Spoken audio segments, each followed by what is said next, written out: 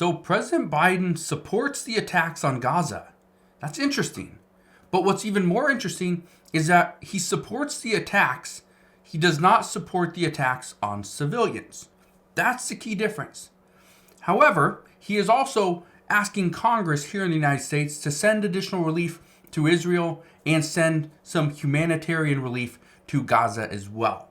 This is going to be food, fuel, water, and things like that. What we now have learned is that Netanyahu, he shot down the idea of a ceasefire. He says that would actually, by him doing that, he would be surrendering to Hamas. That is not something that they plan on doing. Now, I want you to listen to this, okay? Just listen to this for a second. This is very interesting, and this should give you some ideas about what we could potentially do here in the United States. Just look at this. This is bad stuff. Whenever you do urban warfare, as we learned in Ramadi and other places, it is going to be nasty stuff. It's very dangerous for even highly trained soldiers. They're being very innovative. They have some really neat techniques that they're using right now, but there is no getting around it. There's going to be civilian casualties. There's going to be great IDF forces are going to be dying in massive amounts, and it's going to get very ugly. So he's simply saying that it doesn't matter what we do. Urban warfare, going into cities that are highly populated with children, with women, with just kids in general, people that are, again, citizens, just civilians, do not have anything to do with this. They are now being targeted. And that's what is causing a lot of problems. Look at this. It says the Israel-Hamas war, more than 420 children killed or injured in Gaza every day, says UNICEF. And Netanyahu rejected a ceasefire, again, because he is worried that that is going to empower Hamas. And he's not going to do that.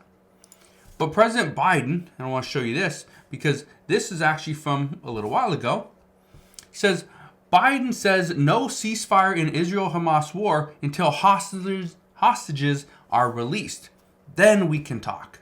Well, what we have now learned, according to John Kirby, is that there's less than 10 American hostages. So what's interesting about this, and I just want to know your thoughts on it as well, there are 10 American hostages being held in Hamas. There's less than 10. I want to actually read you this, the statement that he made, okay? Here's the statement. It says, in a rather tense exchange between White House press briefing on Monday, National Security Council spokesman John Kirby was asked to confirm how many Americans are currently being held hostage by Hamas. He says, more than 3 weeks have passed now since the original Hamas attacks and the seizure of hostages. How many Americans have you confirmed in that time are actually hostages? That's what a reporter asked. He says, less than 10. Reporter says, that's not a number. I want a number from you. John Kirby replied, less than 10. Reporter says, why can't you give me a number? And he says, I've given you an answer. What's your next question? He said, you've given an answer. You haven't been responsive. So there's less than 10 American hostages. And President Biden will not support a ceasefire. Netanyahu won't either. So this has many people wondering, is there something else to this? Is this really the reason? Because there's less than 10. That could be there's 9. There could also be 1. But we do know there's hostages. Okay? So with that in mind, is it okay that the United States isn't really doing anything? I bring this up because we've seen protests here in the United States. I've seen protests in the Seattle area. We've seen protests over in Chicago. Seen protests in London. Seen protests all over Europe, in France as well.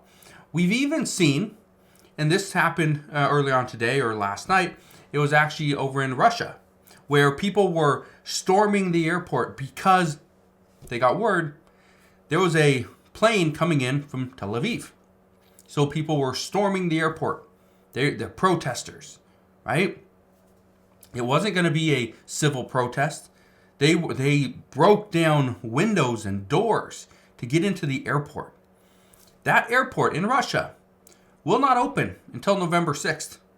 That's the earliest it's going to open because now they have to repair some things. A lot of issues there. But one of the other questions people are having is, are we going to start to see Palestinians coming into the United States as refugees? Well, I found this good article. I want to read this to you. There's some good things that are in this. It says, are there any plans for the U.S. to welcome refugees from Gaza? It says, so far, more than 1.4 million people have been displaced inside Gaza since the war erupted after Hamas militants attacked Israel earlier this month. That was on October 7th. It says the Biden administration has announced any new measures to resettle Palestinian refugees in the United States or any parolee programs that would create a pathway for them to come here. And it says, this is from John Kirby, it says, right now the focus is on getting humanitarian assistance in and trying to work on some measure of safe passage out. The reason why they can't get out is because Egyptian officials have yet to open the only functional border crossing that would allow people to leave Gaza. Now, he is saying the focus is on getting humanitarian assistance in and trying to work on some measure of safe passage out. Safe passage out would be the quickest thing because right now, what we do know is that the House here in the United States, the House of Representatives, is trying to figure out how can they send money and assistance to Israel. Well, according to the most recent articles, House GOP unveils a $14.3 billion Israel aid bill. But in order to fund that, they're going to cut the $14.3 billion from the IRS. That is the Internal Revenue Service. Now, the reason why I bring this up, and I'm going to read you a statement from our speaker, Mike Johnson, in just a second, but the reason why I bring all this up is pretty simple. In order to send relief and additional funding to Israel, or humanitarian efforts to Gaza, we have to have a way to fund it, have them pay for it. Well, this is what the speaker is actually talking about, Speaker Mike Johnson. He says, we're going to have pay-fors in the bill.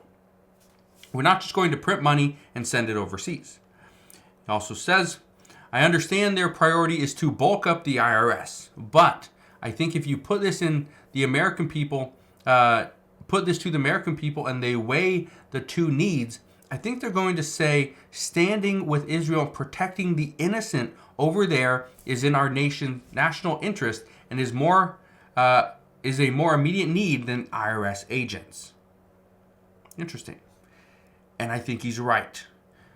Because according to multiple polls, and I just want to put this out there because we don't know the answers for sure. I've seen polls on many news outlets. I've seen polls from lawmakers as well. I've seen polls overseas in Europe as well. All these different polls ask, should the United States fund Israel? Should the United States fund Ukraine? Should they fund both wars or should they do neither? The vast majority of people are saying that the United States shouldn't fund either. Those are the polls that I know for sure are happening here in the United States.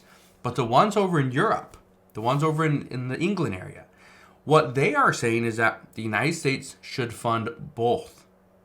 So it's interesting because, again, the polls that are happening here, I don't know if everybody that's responding is here in the United States or if they're from other countries.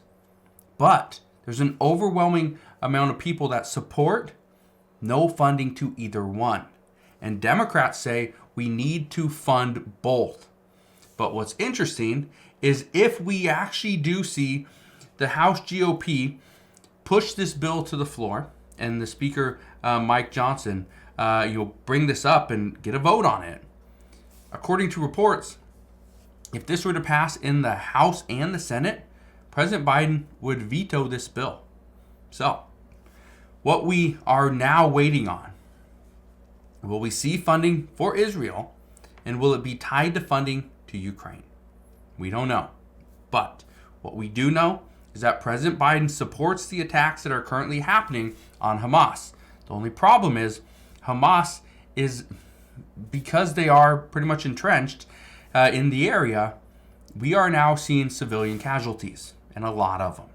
So, I want to know your thoughts.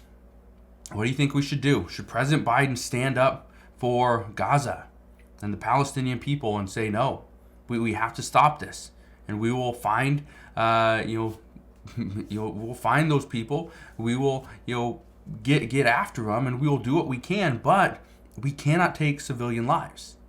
Let me know your thoughts down in the comment section below. Curious what everyone's thinking and which way you are leaning. But again, that's what we know at this time. As always, as I know more, I promise I'll come back on. I'll share all the latest news and updates. Again, thank you guys for watching. Have a wonderful rest of your day. Consider subscribing. I'll see you guys on the next one.